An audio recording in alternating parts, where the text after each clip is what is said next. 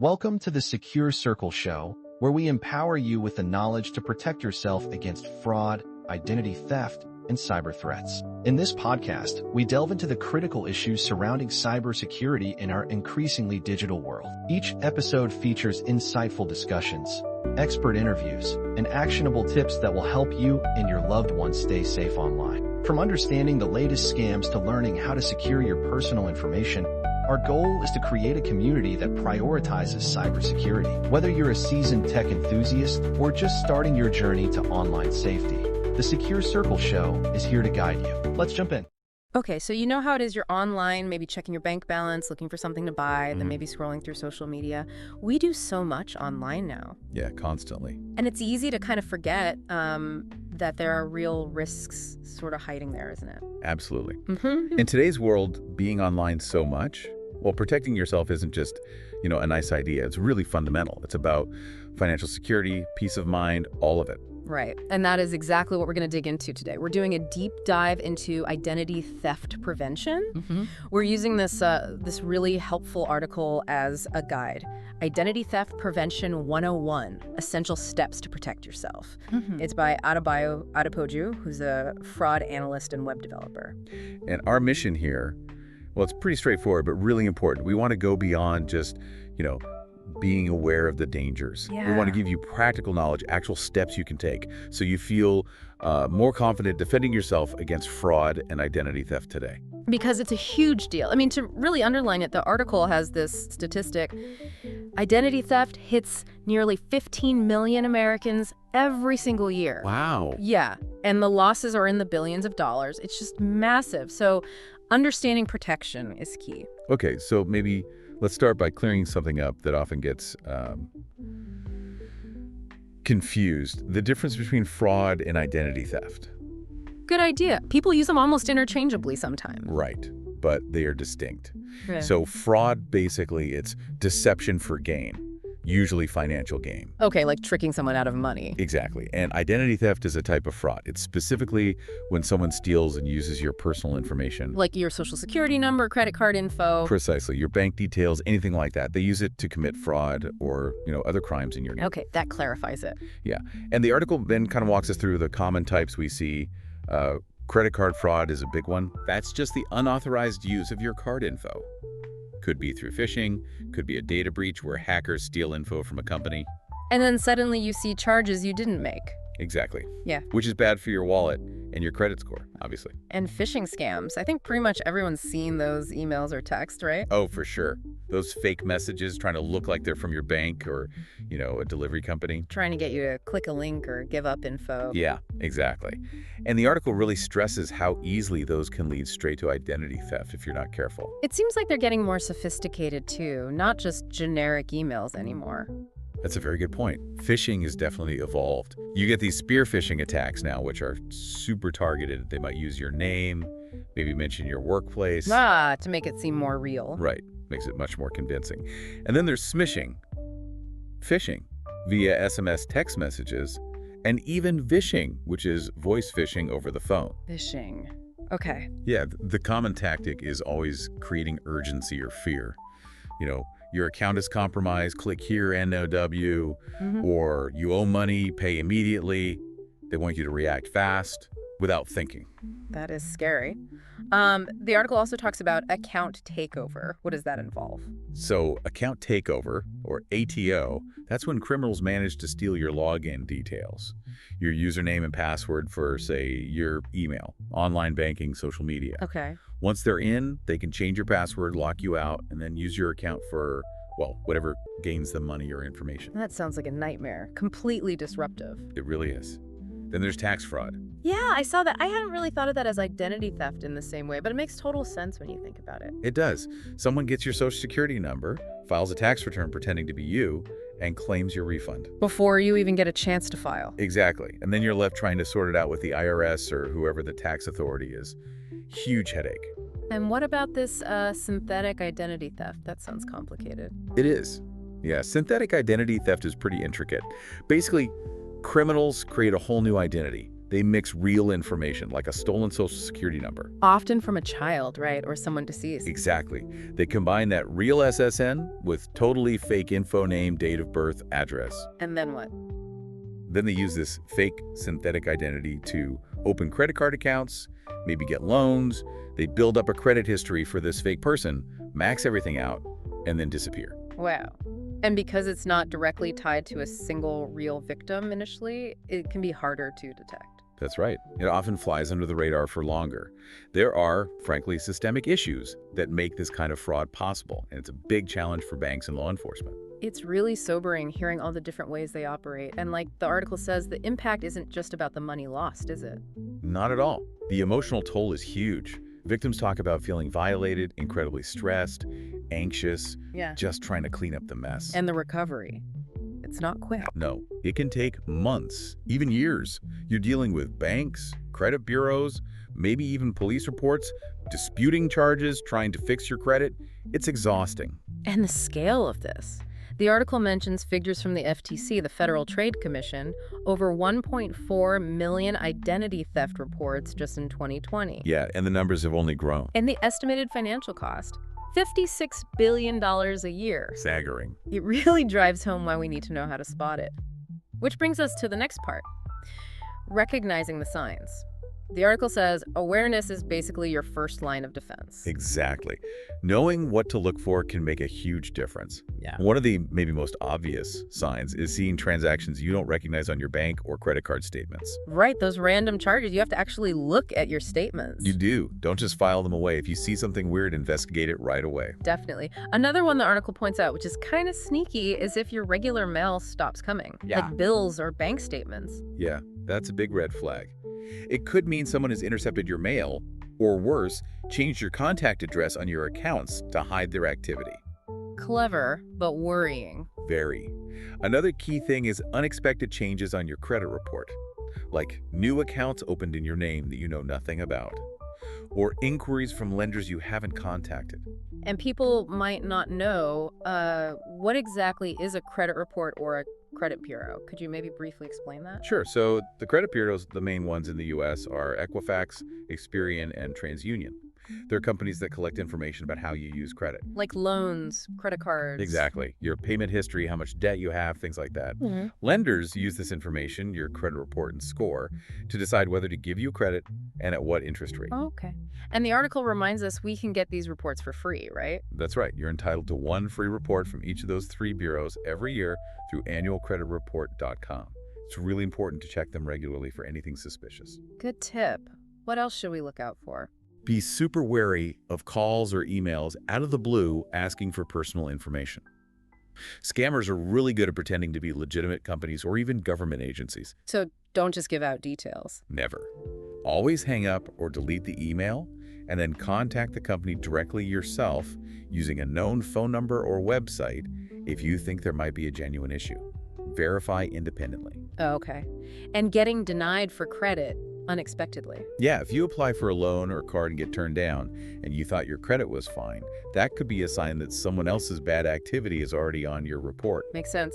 And alerts from your bank. Definitely take those seriously. Yeah. If your bank or credit card company flags suspicious activity, contact them immediately using their official number, not one from the alert itself, just in case the alert is fake. Good point. And finally, just reiterate, when you do check your credit report, be vigilant. Look closely for any accounts, loans, or even addresses you don't recognize. Anything unfamiliar needs investigating. So it really boils down to paying attention, right? To your accounts, your mail, your credit. Absolutely. That alertness is crucial for catching things early. Okay, so that naturally leads us into prevention. How can we be proactive? What steps can we actually take to protect ourselves? The article has some really good practical advice here. It does. Let's start with something basic but vital. Passwords. Ah, yes, the bane of everyone's existence. Yeah. Yeah, but crucial. The article stresses using strong, unique passwords for every single online account. Unique is the key word there, isn't it? Not reusing the same one everywhere. Exactly. Mix uppercase, lowercase, numbers, symbols. Don't use obvious stuff like birthdays or pet names. And honestly, use a password manager. You recommend those? Strongly. They generate super complex passwords and store them securely. Takes the guesswork out of it and makes unique passwords manageable. When we just list the requirements, make it long, complex, unique, it sounds a bit abstract. Which is maybe a surprising fact about password security that makes this hit home. That's a good question. Well, did you know that even a password that seems strong to us, like maybe 8 characters with a mix of types, can sometimes be cracked by modern computers in like minutes or hours if it's based on dictionary words or common patterns? Wow, that fast? Yeah. That's why true randomness, which password managers provide, is so much more effective than just trying to be clever yourself. That really puts it in perspective. Okay, so strong, unique passwords, maybe using a manager. What's next? Two-factor authentication, 2FA. Yes, enable it wherever you can. It's that extra layer. So even if someone gets your password, they still need that second piece, like a code from your phone or an authenticator app. It makes a huge difference in stopping unauthorized access. It might feel like a small extra step sometimes. A tiny inconvenience, yeah. But totally worth it for the security boost. What else does the article suggest? Being really mindful about what personal information you share. Online, on social media, be careful. Offline, too. Be cautious on the phone or email. Right, don't just volunteer sensitive details. And a simple one, shred documents with personal info before throwing them away. Yeah. Dumpster diving is still a thing. Good old-fashioned shredding. Still relevant. Absolutely. The article also mentions educating yourself and others. Staying updated on the latest scams. The more people know, the harder it is for scammers. Kind of building community resilience. Exactly. And on a more personal level, make it a habit to regularly monitor your bank and credit card accounts. Check for weird transactions. Set up alerts if your bank offers them. Yeah, alerts for large purchases or logins from new devices can be really helpful. Definitely. And when you are online doing sensitive things like banking or shopping, check for the lock icon. Yes, look for HTTPS in the address bar and that padlock symbol. It means the connection is encrypted. And crucially, avoid using public Wi-Fi for these things. Like in coffee shops or airports. Right. Those networks often aren't secure. It's much easier for someone on the same network to potentially intercept your data. Use your mobile data or wait until you're on a trusted network. That's a really important practical tip. Anything else on prevention? Keep your software updated. Your phone, your computer, your apps. Updates often contain security patches for vulnerabilities that criminals try to exploit. So turning on automatic updates is probably a good idea. Absolutely. Yeah. It's one less thing to worry about and keeps you protected against the latest known threats. Okay, so it sounds like a mix of good digital hygiene, being careful with our information, and keeping things updated. That can really lower our risk. It really can. But, sometimes despite all the precautions, the worst happens. What does the article say to do if you do become a victim? Yeah. Unfortunately, it's still possible. The absolute key, the article stresses, is to act fast. Don't delay. Okay, so what's step 1? Report the fraud immediately to your financial institutions. Call your bank, your credit card companies. Tell them about any unauthorized transactions. Why is that the very first step? Because they can freeze your accounts to prevent further damage, start an investigation, and often help you recover the lost money, especially if you report it quickly. Okay, stop the bleeding first. Makes sense. What's next? Place a fraud alert on your credit reports. You just need to contact one of the 3 main credit bureaus: Equifax, Experian, or TransUnion. Just one? Yep, just one. They're required by law to tell the other 2. This alert tells businesses that they need to take extra steps to verify your identity before opening new credit in your name. It lasts for 1 year initially, but you can renew it. That sounds like a really crucial protective measure. What follows the fraud alert? Get copies of your credit reports from all 3 bureaus. Go through them with a fine-tooth comb. Look for anything you don't recognize: accounts, inquiries, addresses. And if you find something, dispute it immediately with the credit bureau that's reporting it. They have procedures for investigating and removing fraudulent information. Okay, so contact banks, contact credit bureaus. What else? File a report with the FTC, the Federal Trade Commission. Their website, identitytheft.gov, is the place to go. Why is that important? It creates an official record of the theft. The FTC provides you with a personalized recovery plan and an identity theft report, which is really helpful documentation when you're dealing with creditors or debt collectors about the fraud. Ah, so it gives you official backing. Exactly. And speaking of official reports, the article also recommends filing a report with your local police department. Really? Do the police get involved? It depends on the specifics, but having a police report can be another useful piece of evidence. especially when disputing fraudulent accounts or charges with businesses. It shows you formally reported the crime. Oh, okay, got it. So we've reported it to financial institutions, credit bureaus, the FTC, maybe the police. What about securing your actual accounts? Absolutely critical. Change your passwords and security questions for all your online accounts, starting with any one or you or suspect were compromised. All of them, even ones that seem unrelated. It's the safest approach. You don't know how the thief got your information initially. And definitely enable that two-factor authentication we talked about wherever it's available. Right, add that extra lock. And keep monitoring everything closely for any new suspicious activity. Now, the article also mentioned a credit freeze. How is that different from a fraud alert? Good question. A credit freeze, or security freeze, is stronger than a fraud alert. It essentially locks down your credit report, Yeah. meaning most lenders can't access your report at all to open new credit lines. This makes it very difficult for an identity thief to open new accounts in your name. That sounds really effective. Is there a downside? The main thing is you also need to temporarily lift or thaw the freeze yourself if you want to apply for new credit, like a mortgage or a car loan. But you can usually do that online or by phone fairly easily. So it offers more protection but requires a bit more management if you need credit. Precisely. It's a powerful tool, especially if you know you've been targeted. Okay. Any final advice from the article for victims?